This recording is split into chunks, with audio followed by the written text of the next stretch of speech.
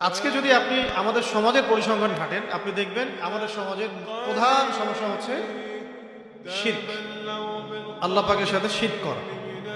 হয়তো মনে হচ্ছে আপনার কাছে আমরা তো মুসলিম, আমরা করি না। মুসলিমদের মধ্যে অনেকেই করে, মুসলিমদের বাইরে তো অমুসলিমরা করছেই।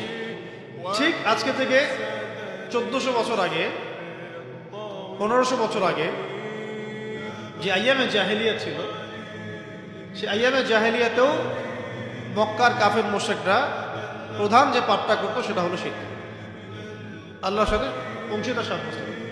তারা লাত, উজ্জা, হুবল, মানাত এগুলোর পূজা করত।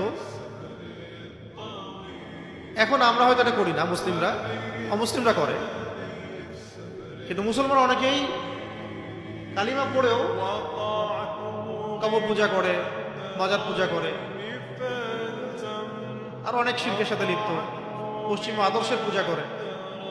আগে ছিল লাত, উজ্জা, হুবল, মানাত দেখা যেত ভিজিবল, এখন দেখা যায় ইনভিজিবল ইলাহ, যেমন ডেমোক্রেসি, সেকুলারিজম, কমিউনিজম, ন্যাশনালিজম, এগুলো ইনভিজিবল ইলাহ। আগে ছিল ভিজিবল ইলাহ, লাত, উজ্জা, হুবল, মানাত, এখন হচ্ছে ইনভিজিবল ইলাহ, যেগুলোর মানুষ পূজা করে।